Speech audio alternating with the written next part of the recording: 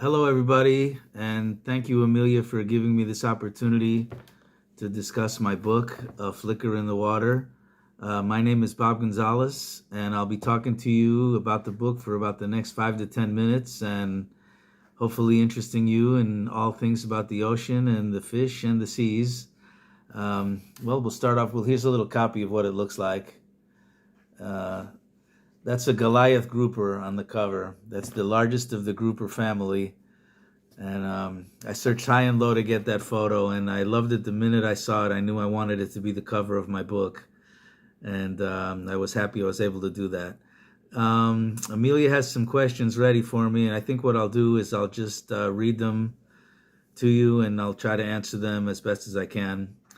So, you ready to get started? Let's go. Okay, first question. Could you tell us about yourself? Well, like I said, my name is Bob Gonzalez, and I just authored this book, Flicker in the Water. It's a tale of ocean stories and fishing stories and tales of adventure, tales of heroism, educational stories in there too about the oceans and the fish. I learned a lot myself as I was writing the book, things that I didn't know that I think readers will find interesting. Okay, question number 2. What made you write the book? Well, it always was a subject that fascinated me, and the stories are near and dear to my heart, so I wanted to get them out there, and I was grateful that I was able to do that. What is the first book you remember reading? Well, that's a good question. Maybe the Bible, actually, the book of Genesis, where it all began. What's your favorite book? I would have to say The Old Man and the Sea, maybe, by Ernest Hemingway. And I was fortunate enough for my book, A Flicker in the Water, here. See if you see here on the bottom, the foreword is written by Mariel Hemingway, Ernest's granddaughter, who said A Flicker in the Water gave her a great sense of appreciation, which was meant a lot to me. Okay. What is the most difficult part of the artistic process? Well, the editing and the formatting and the proofreading, that's probably the hardest part. You have to be very diligent, very detail-oriented, and that's probably the hardest part for me. If you could spend a day with another popular author, whom would you choose and why? Well, there's several of them out there. I like everybody who writes about adventure and about nature, things of that nature. Recently, I had a review from a commercial fisherwoman by the name of Tina Hogan Grant, and I'll be spending a day with her on a podcast here soon. How do you celebrate when you finish your book? Well, I celebrate by posting on social media and thanking everybody who made it possible, and hoping it will become a great success. Okay, book questions. Where do you get your ideas for your books? You know, a lot of the ideas just come out of the blue. They just seem to come out of nowhere. Sometimes you could be reading something, or sometimes it's something you might see or hear. It's just, for me, it just comes out of the blue, sometimes when you least expect it. Sometimes you know what you want to write about it the minute you hear it, like the cover for the book. I knew I wanted that immediately, and I stuck with it. Okay. Do you try to be original or rather give readers what they want? Well, I think the best books have a combination of both. It's good to be original, but it's also good to give the readers they want, because if you don't give them what they want, they're probably not going to read you for too long. So I think it's a little of both. What kind of research do you do, and how long do you spend researching before beginning a book? For this book, I knew most of the stories I wanted to write about it. They were collections from my own memories, although there was some research that I didn't know about it before time. So I contacted Ocean Research and aquariums and NOAA and NASA and places like that to get a lot of my information.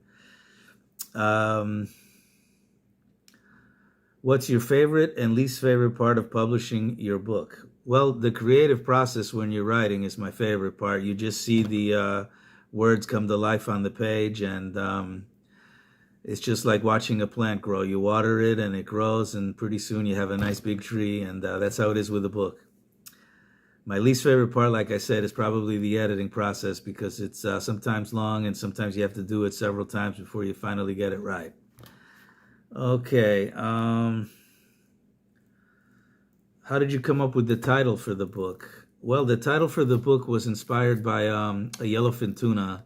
When me and my team were fishing in the Gulf of Mexico, we battled a yellowfin tuna for several hours. And when we saw it in the water, I called it a flicker in the water. And that's how I got the title for this book. Which of the characters in your book do you relate to the most, and why? Well, I guess that would have to be me, because I know myself, so I relate to myself the best. How would you describe your book's ideal reader? I think the book appeals to people of all ages, kids and adults alike, fishermen and landlubbers alike. I think there's something in there for everyone, because we can all relate to the oceans. How long did it take you to write the book? It took almost a year from the time I started putting pen to paper to the time it was finally published. It took about a good year. What do you hope readers take away from the book?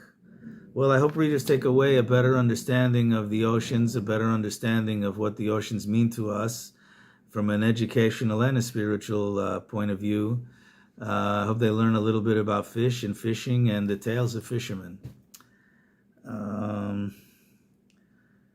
Where can people who are interested in your book buy your book? Well, the book is available on Amazon, Barnes & Noble, Books A Million, Goodreads, pretty much anywhere where books are sold online. So you can order them too in your local bookstores. Just key in A Flicker in the Water or my name, Bob Gonzalez with a Z, and you should be able to get it. And it's also available in the Kindle version. Are you working on anything at the present you would like to share with your readers about? Well, I have some ideas for books I want to write about in the future. But I'll keep those to myself for now, but I do have some ideas.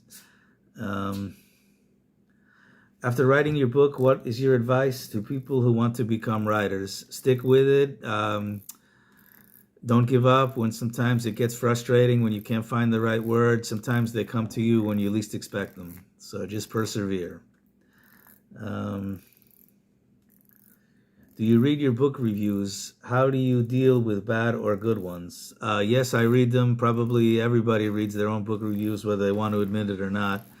It's one of the most fun parts, actually. And the ones that you can learn from them, you know, what people have to say, good or bad. They can either like or dislike your style of writing or the content of what you're writing about, but you can learn from every one of them.